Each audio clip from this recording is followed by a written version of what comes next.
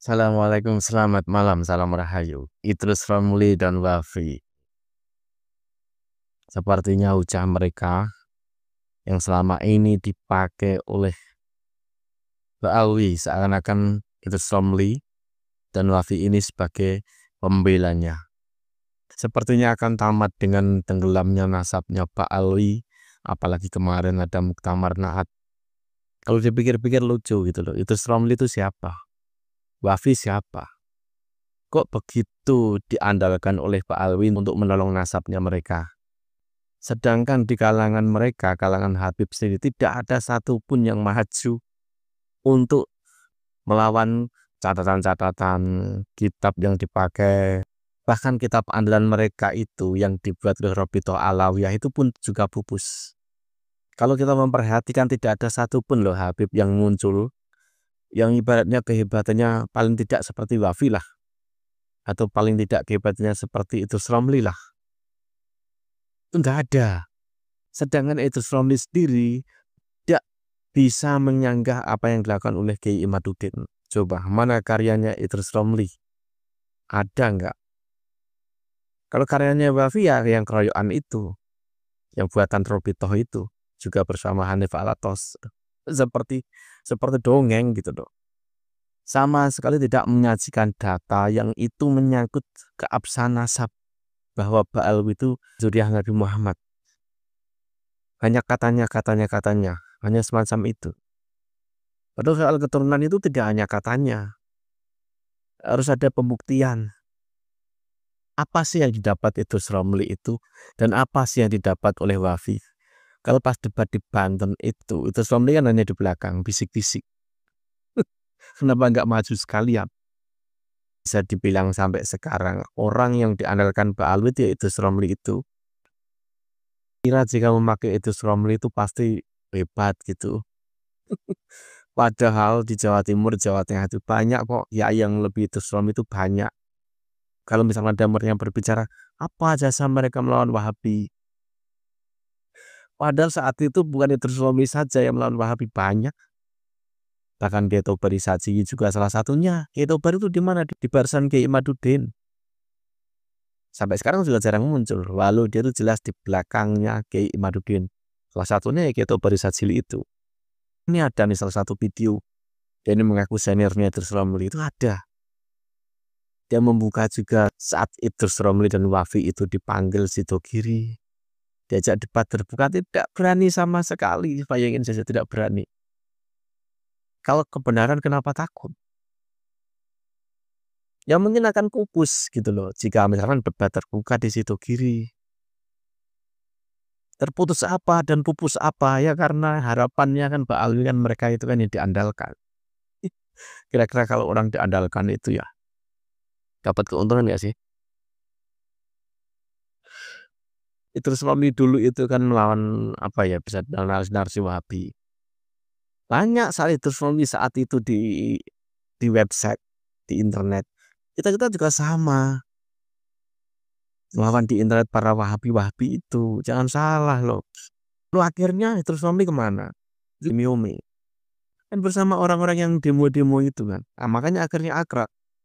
Padahal orang-orang yang demo itu banyak kok yang mereka itu tidak suka dengan MU. Faktanya semacam itu. Yang dilihat tuh sekarangnya, tidak dulu, sekarang. Sekarang tuh di mana? Posisinya di mana? Katanya NU, tapi kok lebih dekat ke sono? Ada apa? Kalau memang NU sejati, yang NU sejati sampai sekarang harusnya. Masa dekat orang-orang yang seperti itu terhadap NU. Ini ada nih satu video nih. Ya, obrolan beberapa teman kita. Ini juga kedatangan seorang bisa dibilang seniornya Idrus Romli. Ini dia videonya. Kalau masalah nasab sudah rungkat, sudah selesai dari dulu. Dan Habib Ba'alwi bukanlah Dzurriyyatur Rasul, bukanlah keturunan Nabi. Ini sudah selesai dan semuanya sudah tahu. Hanya saja masih sungkan-sungkan untuk bersuara, masih segan untuk bersuara, masih enggan untuk bersuara. Tapi Mas, malam tadi Saya masuk ke live TikToknya kawan-kawan yang dari Asgaf ini. Saya tiba-tiba dimasukkan. Saya bilang mau cerita apa ini? Enggak ada, cerita aja biasa katanya. Tiba-tiba mereka ini menceritakan Ustaz Idrus Romli. Kenal Ustaz Romli? Kenal, adik kelas saya jauh, saya bilang. Ya. Dia adik kelas saya jauh, saya bilang di bawah saya. Dia ini katanya cerita tentang Mbak Alawi semua. Saya bilang si Dogiri bukan Bu Alawi, bukan. Kalau ingin tahu kejelasannya, saya hantar ke Mas Nur Hasan, putranya Mas Gozi. Mas Gozi ini abangnya, kakaknya pengasuh pondok pesantren yang sekarang. Saya bilang gitu. Kami rapat dengan beliau. Yang mengamuk dia, Mas. Saya dimaki-maki, dimarah-marah saya. Saya bilang kita gini aja, kita jumpa yuk ngopi. Saya antar ke sana. Sebab itu Romli bilang si Dogiri Pak Alawi ditantang bisa-bisa dengan oleh keluarga besar yang pegang manuskrip, yang pegang keturunan. Diundang nggak mau beliau.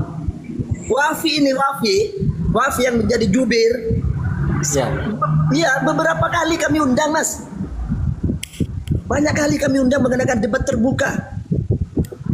Gak mau dia, gak mau. Orang sampai sekarang aja nemuin Gus Hasan aja nggak berani kok.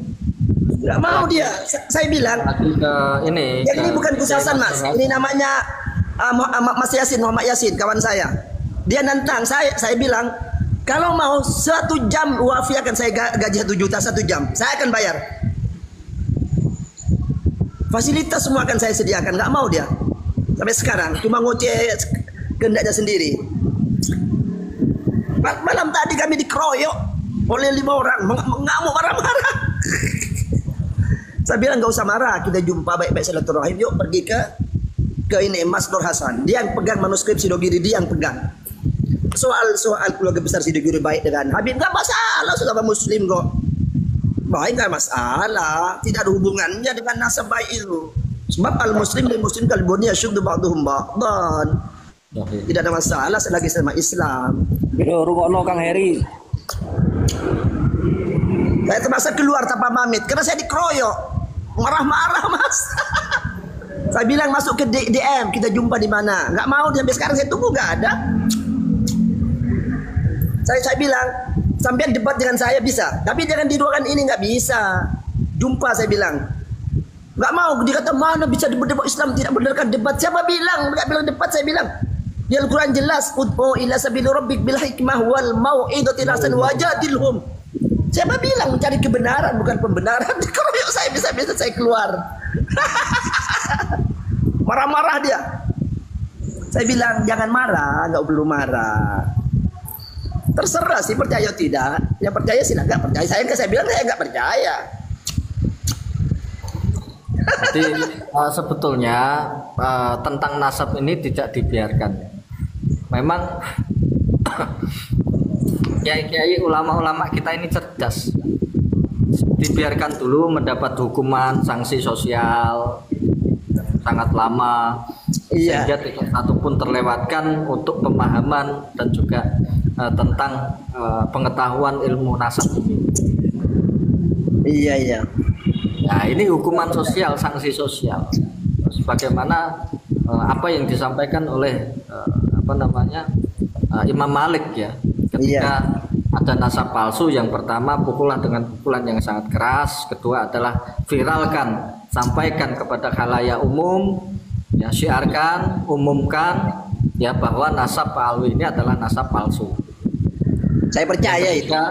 Penjarakan dengan penjara dengan waktu yang sangat lama sehingga dia bertaubat. Iya. Bahaya, Mas, ngaku-ngaku kan bahaya memang. Iya. Kalau mengaku aku bukan Rasulullah nggak apa-apa. Ngaku contohnya ngaku si siapa gitu nggak apa-apa sih. Ini ngaku. Malah pakai mukodam malah jawabnya kan anallah. Nah, iya. anallah. Saya ada nih, ini saya bukunya Mas nih. Ini. Iya. Bukunya ada saya. Ini hikayat ada kan? Hikayat Israiliyat ini Yahudi vs Khurafat Ba'alawi, ada saya bukunya, saya beli. Grosir Parku Main Abu. Selamat malam saudara. Kalau ada yang menarasikan siapa di Indonesia ini ada yang ahli nasab. Kalau saya boleh menarasikan, jangankan ahli nasab, lawang apakah orang santri, anak santri kalau sudah mengkaji tafsir, apakah tidak menjadi ahli mufassirin nantinya? Bukan tafsir hadis lo banyak dari santri-santri kita yang alim tentang hadis kan. Apalagi cuma nasab yang beberapa lembar yang dihafalin. Artinya kan banyak yang sudah menjadi ahli nasab gitu loh. Jangankan ilmu nasab, ilmu tafsir aja diembat kok. Jangankan ilmu tafsir, ilmu hadis Ini juga diembat. bukan tentang ahli nasab ya. Bukan tentang ahli nasab.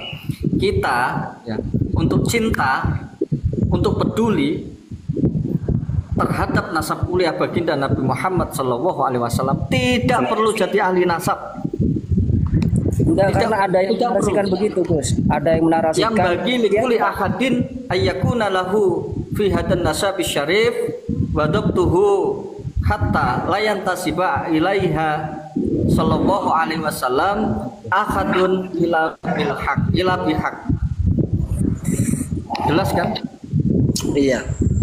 Bagi setiap umat Rasulullah Muhammad sallallahu alaihi wasallam, bagi setiap orang ya, yang merasa menjadi umat Rasulullah Muhammad sallallahu alaihi wasallam, maka fardu kifayah untuk untuk mendobit ya, menanyakan, memeriksa, menguji, kemudian meneliti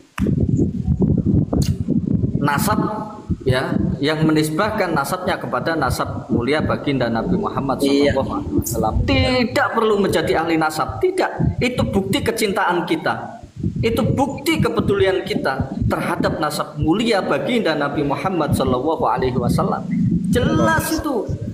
Ya, ini bukan tentang ahli nasab, bukan, tetapi kepedulian, kecintaan, giroh kita untuk mendobit nasab-nasab yang mencantolkan nasab mereka kepada nasab mulia baginda Nabi Muhammad SAW. Dan ini hukumnya fardu kifayah.